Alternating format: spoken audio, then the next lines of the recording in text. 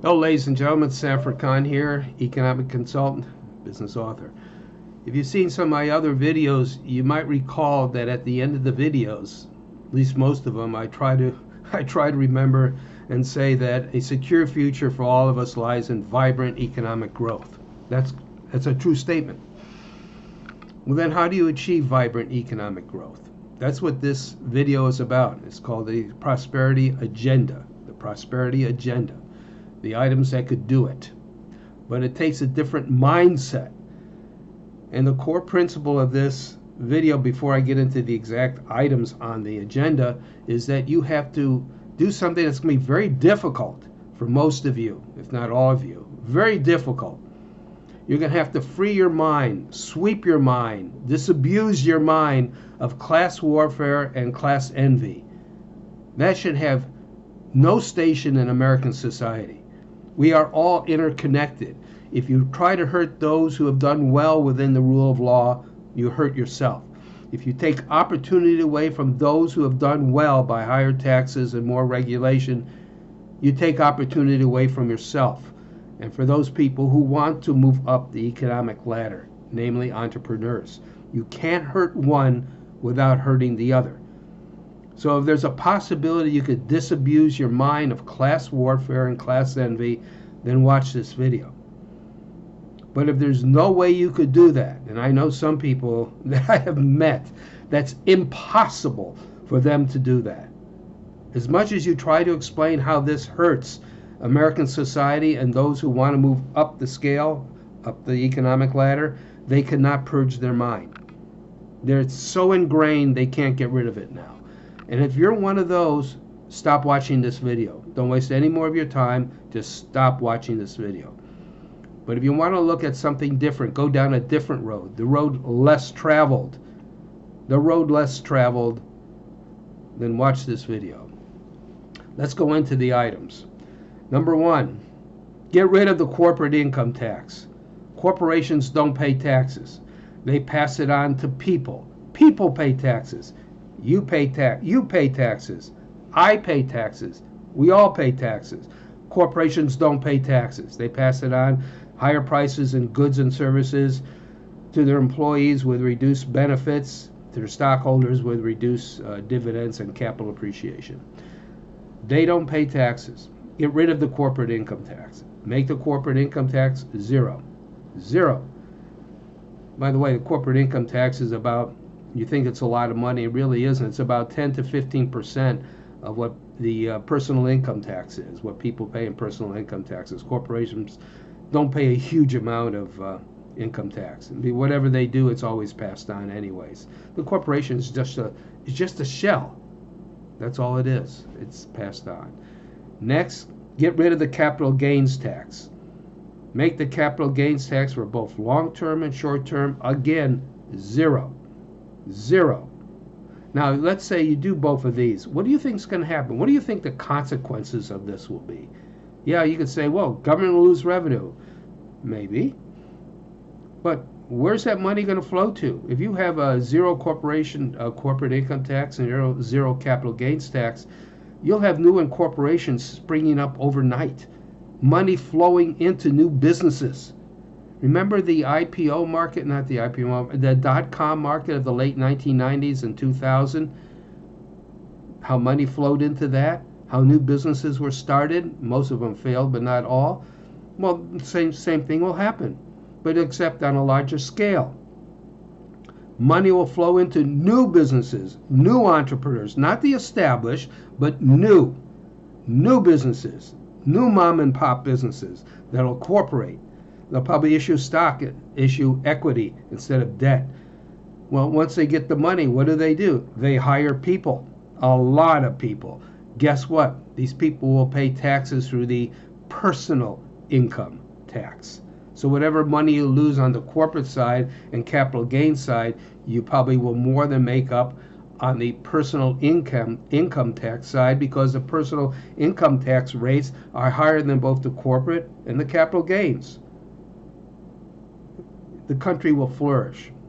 Speaking of income tax, then, let's move on to income tax.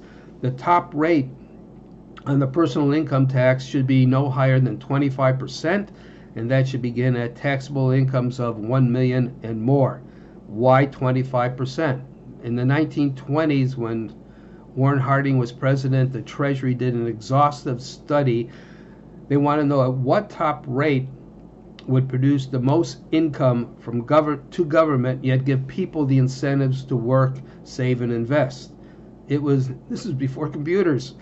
They did an exhaustive study. They knew if they raised the rate too high, people would have no incentive to produce, because whatever monies they got from business, whatever that, it would be all taxed away, or a good majority of it. So they know they can't raise it way high, but if they made it way too low, yeah, people have a huge incentive, but government still wouldn't get that much money because the rate's too low. After an exhaustive study, they came up with the number of 25% would be the fair amount of taxation on a progressive income tax that would produce the most money from to government, yet would still give people the incentives to save and invest in new businesses and work. This was also before you had a profusion of state income taxes. And whatever state income taxes you had at that time, in the 1920s, they were also very low, insignificant. That's not the case now. Let's go on with the income tax. If you don't like the progressive income tax, I don't personally, why not go to a pure flat rate income tax with a large standard deduction? So those who are at the lower rungs of the economic ladder will pay no personal income tax. For the let's go with the standard family of four. You could have a standard deduction of $45,000 to $50,000. Anything over $50,000, let's say $50,000 for a family of four. Anything over that, tax anywhere from 17 to 20%. That's it, 17 to 20%. No deductions. No deductions for mortgage interest. No deductions for state and local taxes. No deductions, period. You have a large standard deduction of $45,000 to $50,000 for those in the. They'll exclude those in the lower rungs of the economic ladder. Anything above that, tax somewhere 17 to 20%. A tremendous incentive to go out and produce, because you keep the great majority of what you produce, and money will flow to government. What do you think is going to happen to the economy? A little boom. Boom times here, friends. Boom times are here. Let's go on to something else. Something the federal government probably doesn't have too much control over, but the state and local governments do. It's the special licensing requirements for small businesses, for different type of businesses. It impedes business formation. For instance, I was reading in the papers some time ago about these women from Africa who wanted to have a shop for hair braiding, not a beauty shop where they wash hair and shampoo and dye and curl. This is for hair braiding. They would have to go to school, spend thousands of dollars to get a special license. This is nonsense. This is absolutely nonsense. A lot of these special licenses are here just to retard competition and reduce people from entering into the market. Entrepreneurs. This whole presentation is about encouraging entrepreneurship. It's not about the established. It's about those who want to get into the marketplace, open a business, not be working for somebody else, but working for themselves, and they should have the incentives and the environment that will promote that. A lot of these special licenses should be abolished, absolutely abolished, because it retards competition and it prohibits people from getting into the marketplace. It retards that. That's nonsense, absolute nonsense.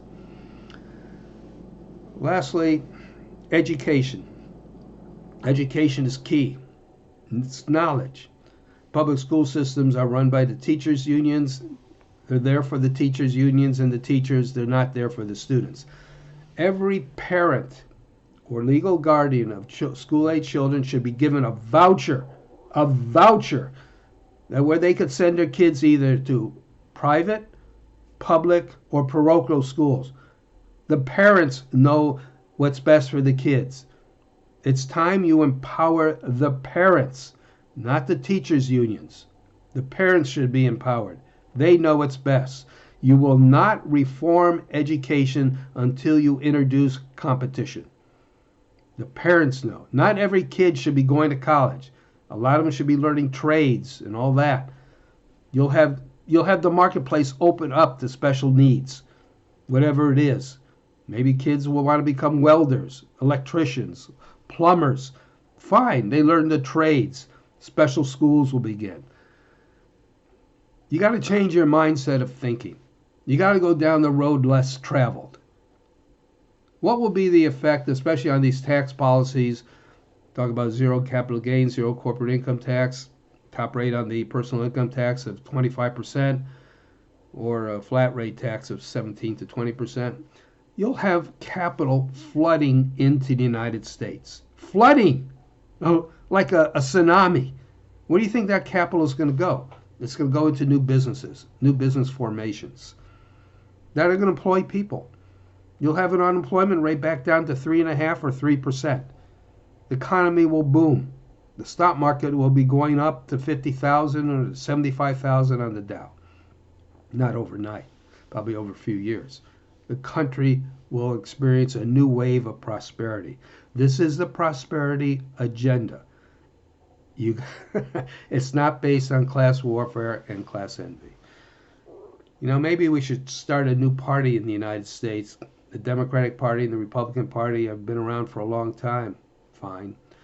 But there should be a new party being formed, a new political party.